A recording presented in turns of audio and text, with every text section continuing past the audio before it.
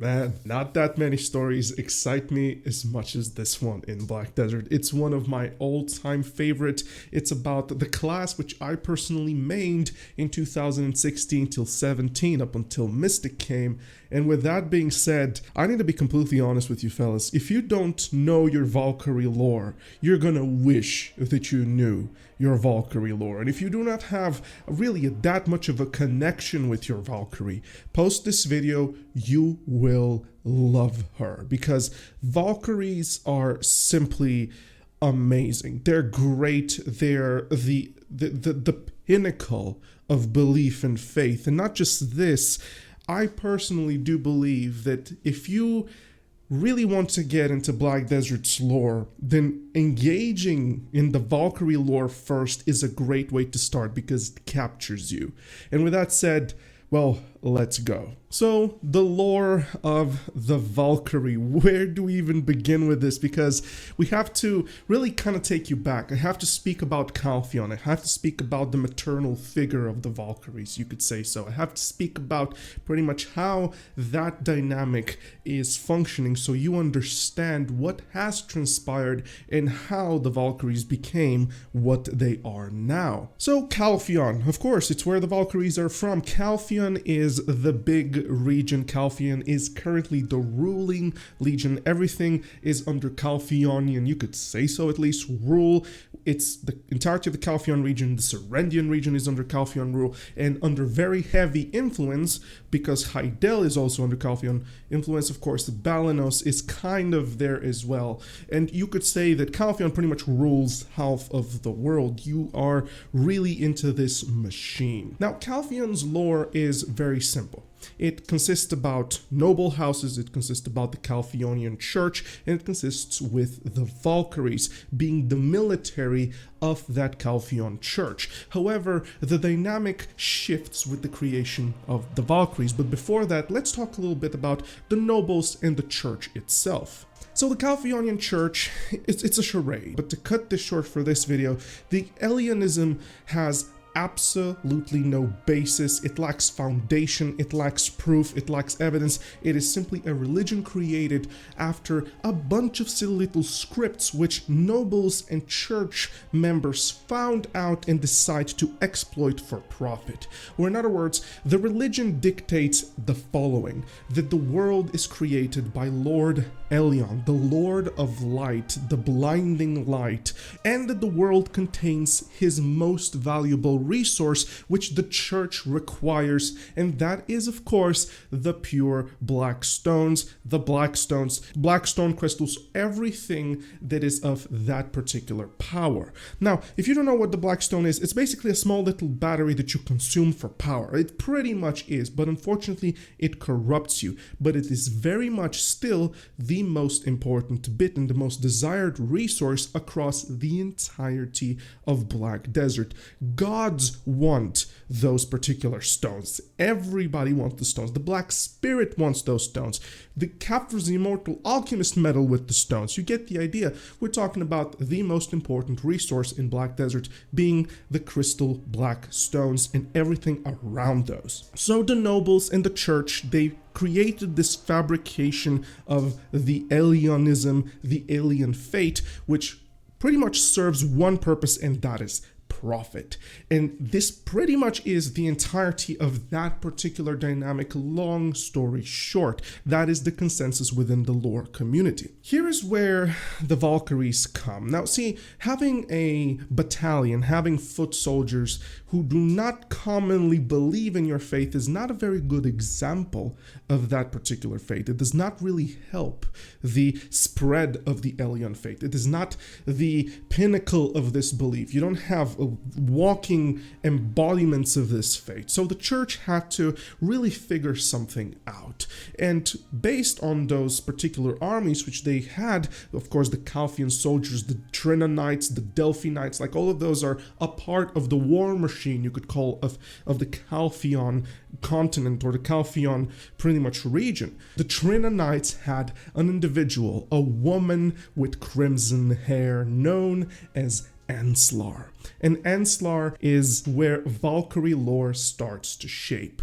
The Elion Church understood that they need their crusaders, they need their front foot soldiers, they needed their messengers. The Elion Church and the nobles decided to create the Valkyries, the attempt for the holy soldier, the attempt for the absolute pinnacle of fate. What would be bestowed upon you should you believe in Calpheon and the Elion Church? Literally, the literal manifestation of their entire ideology were to be as the examples. One thing happens, Trinonite elected Enslar, and Enslar would undergo this very rigorous training. Now, she was a very capable foot soldier. She was a very capable army woman, you could say. She was going through the fields with such flamboyance. She would wield this huge lancia as if it was a dagger. She would be an absolutely mesmerizing figure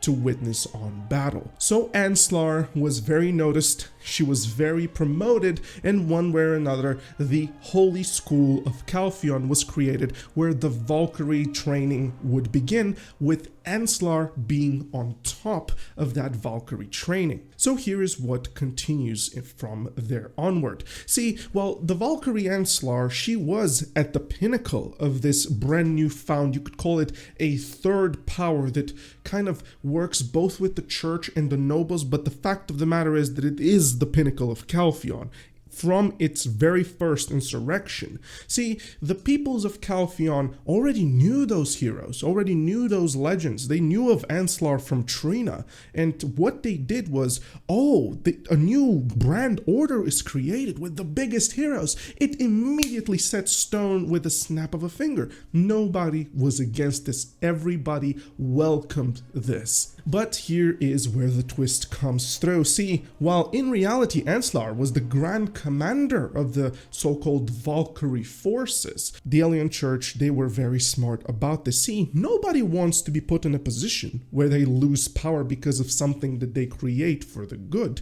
No, of course, this is Calpheon that we're talking about. They are exceptionally greedy, exceptionally power-hungry individuals. The noble houses bicker over one another and income all the time. The church punishes the people in the slums of the entirety of the Calpheon for their lack of faith in particularly Elion.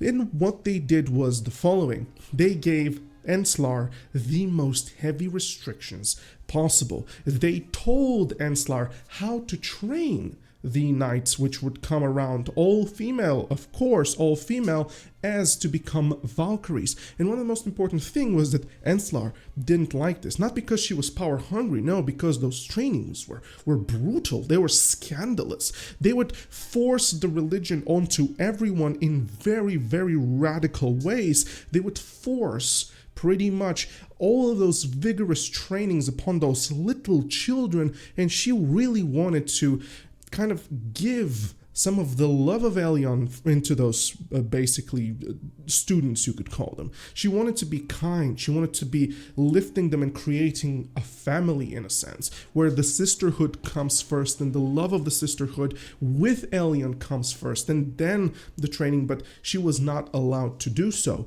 Enslar understood one thing: she is very limited, or rather was limited in her capacity onto how to rule over the Valkyries. She had absolutely no say. And as time progresses, something very important happened in Calpheon. See, long story short, an evil was brewing. An entire plot was being created secretly behind the Valkyries. A thing of absolute horror was brought forth to Serendia Shrine, known as, of course, Zarka, the Lord of Corruption. See, at that particular time, the Valkyries, they were kind of like emissaries, you could call them. At this particular time, they were sent on missions which were very important into the spread of the Elion fate. It was not known, nobody wanted to fight the Valkyries. When you see the Valkyrie battalion or the Valkyries landing into your doorstep, you say yes, otherwise it's not gonna look for you. They were just ridiculously capable. You could say that the Valkyries are pretty much the most capable force of Calpheon, Serendia, Balanos, etc., with all perfect utility. So eventually enough Valkyries graduated from the Holy School to become literally all of those mesmerizing emissaries of the Calpheonian fate of Elion, and they would be the pinnacle, they would be the spear of combat, they would be the forefront of every conflict, the leaders of the war machine of Calpheon.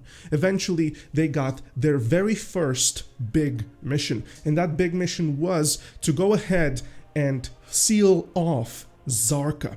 But here is what actually happened. Enslar was very well aware that they could take this challenge. See, everybody started noticing something happen with those particular Valkyries, and the Elion Church actually tells us what's going on in their heads. Imagine it like this. You are the nobles. You are the Calpheonian Church of Elionism. And what happens is you decide to create this force, which is entirely pretty much a charade to prove that whatever powers they hold, they all come from Elion. Because see, the Valkyries, they performed incredible stunts, they performed incredible feats of strength. You could almost say that they had some power bestowed upon them.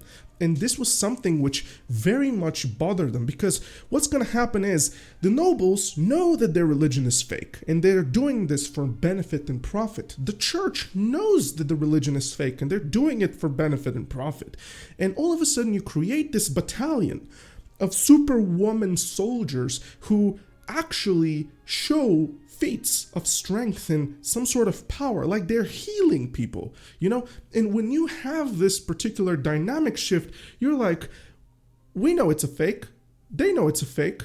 The Valkyries, however, believe in something and it's literally manifesting in front of them.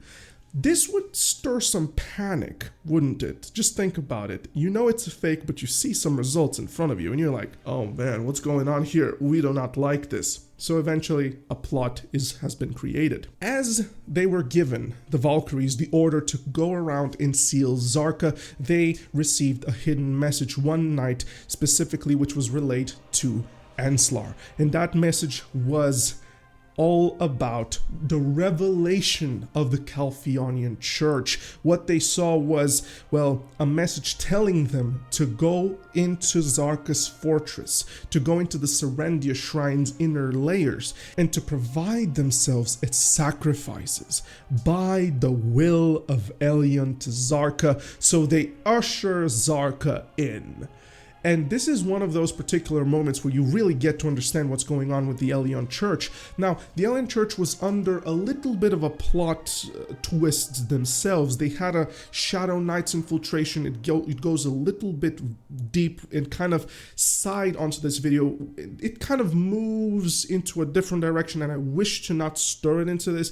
But long story short, well, the Elion Church still passed that order, knowing that they shouldn't be passing this order, knowing that this is absolutely apocalyptic for what they were trying to create, but they still had an agenda and they sent the order as well. So Enslar gathered the Valkyries and they went into the Serendia Shrine. And something very cool, if you've ever been to the Serendia Shrine, it's onto the western side of Calpheon. Go into the upper side of the Serendia Shrine and you're going to see something quite revealing as, well, Zarka is there, but rather just his corpse. It's a very cool thing. You don't get to, nothing sends you there unless you explore it, and it's a very cool thing. If you go onto the second layer of the Serendian Shrine, you're going to see basically Zarka's corpse just chilling. Now, we do not know whether or not that Zarka was sealed or into the inner layer as it was described. We don't know what exactly happened there, but long story short, Enslar goes inside with a conflict in her heart, and that conflict ravages her inside. She looks at her sisters, she looks at those people which she has trained since an early age, and she feels like they are her daughters. She can't possibly do this. So whilst she knew the order, pretty much strap yourself naked and present yourself to the Lord of Corruption, she said no. And what she did was one of the most badass moments in Black Desert. The first order to refuse the Church of Elion was from Enslar. Enslar gathered the Valkyries, and what they did was one of the most important things, one of the most important deeds in Black Desert's lore. They went and fought Zarka. And not just this, the Elion Church was observing from the sides what were happening. They were witnessing such feats of strength to the point where they couldn't believe it. The Valkyries were emitting pure light. They were snapping away at Zarka as if he was nothing. They were cutting him bits to bits to bits. And finally, after hours on top of hours of combating the Lord of Corruption, Enslar did the most amazing thing. With her Lancia and a full charge, she pierced Zarka's heart. And following to this, they completely sealed him off of the Serendia Shrine to never ever be able to be resurrected there, or rather summoned any smithereens of Zarka. And it was at this particular moment where the Valkyrie's mindset was kind of shook over what happened, because Enslar said a very important quote: "Justice in your head, Elion in your heart, and the scales of your ideologies at the tip of your Lancia." This is something very important, because what she said was, what you do for Elion and only Elion. What you do is have justice in your head. Bring forth justice to the people who betrayed us. Have Elion in your heart and the ideology of the Valkyrie at the tip of that Lancia. Her message was relayed, and as she quote-unquote believed to be so up until recently perished, well, or rather as the Elion Church said, she disintegrated into pure light. Well, the Valkyries, they weren't really happy with what has transpired. See, one of the most important things and bits of this moment is to understand what happens post this. Post this entire charade with everything that was going on around, with Zarka, with the Valkyries being created, the school continues to live on. The church kind of very well was capable of washing their hands with everything that happened, blame the individual who was relayed to pass on to this note, for him to look forward to understanding the shadowy knight's interception of the order or something like this, and pretty much in a very dick way. Well, the Church of Elion said, we had no dealings with this. This was the evildoers, the wrongdoers, the unclean, and they shall pay. And the nobles were like, yes, it is. But however, a very important thing is known. See, the Valkyrie Enslar, while we do believe that she actually died, her sister said that she disappeared, like she just disappeared in thin air. Something very important happened there. And this is, we need to really understand that the Valkyries know about what happened. Venslar, who is, it's basically Enslar with a V in front. Venslar, who is currently, at least we think that she is the matriarch of the Valkyries. She is currently in the Elric Shrine trying to spread the Calpheonian fate. If you do the Awakening Valkyrie question, you get to meet her, and she tells you the story about how we do not know if Enslar is even alive. Well, now we do, and we know that she's in the Demon Lands. What is she doing there? We do not know. Maybe she took the fight over to where the root cause is to try and do something about it. Maybe she actually died and was resurrected. We do not know. This will be explained then. But a very important thing right now is to be said. What happens with the Valkyries currently? So the dynamic has shifted. Valkyries are currently at the peak pedestal of Calpheon, like they are it. The church is as prominent as it has ever been, and the nobles were never as rich as they were right now, especially after winning the Calpheon Serendia War. So the current plot of the Valkyries goes as such. Do know of their betrayal. They have been thought of their betrayal. The church frowns upon this story, while the Valkyries really believe it and say, yeah, we don't trust you. There is no reason to trust you at all. We believe in our Lord Elion, but it seems like you have betrayed it. But the Valkyries are basically of the people. They would never let such turmoil engulf Calpheon, so they sit there, patiently wait for something to happen. And here's the possibilities of the future plot with the Valkyries. See, we will see and well understand what's happening with Enslar. Enslar will be a character, a boss which we will fight. She will explain everything. We will know what has transpired. We will learn profound things upon facing Enslar in the Demon Lands. But with that said, and it is very important, well, see, the Valkyries want Calpheon to be the thing. They want Calpheon to not suffer. They want Calpheon to be the pinnacle of all civilizations, you could say so. They want it to be the most prosperous thing, but they understand deep inside it is corrupted to the core. But one thing which is capable of cleansing this corruption is the truth bringing forth to the Valkyries via Enslar and, well, the king, or rather the queen of Calpheon, to usurp the throne. I'm gonna leave it as such, but one thing is known for certain: the Queen of Calpheon is probably coming, and we will learn very soon what's going on with Enslar. So if you never liked your Valkyrie, or you never appreciated those Valkyries, just remember something. Them girls were sent to their death and they came back home, Alancia's on shoulder, mission successful, and they looked all of them in their eyes, and everybody was in shock of horror of what has transpired. The Valkyrie shook Calpheon's inner core. It's amazing. I love them to death, and I hope you enjoyed this video. Of course, make sure you to check down all of the other content which I've done onto the BDO lore. I have a BDO lore playlist which is right now about 3 hours plus long. Like some crazy stuff happening over there, and you guys have been showing great amounts of love and support for these lore videos, and I do not plan on stopping. Every other day I'm going to bring a brand new story for you guys, and today, well, the Valkyrie. I freaking love him. So with that said, ladies and gents, love you to death, mwah, and I'll see you soon. Bye-bye.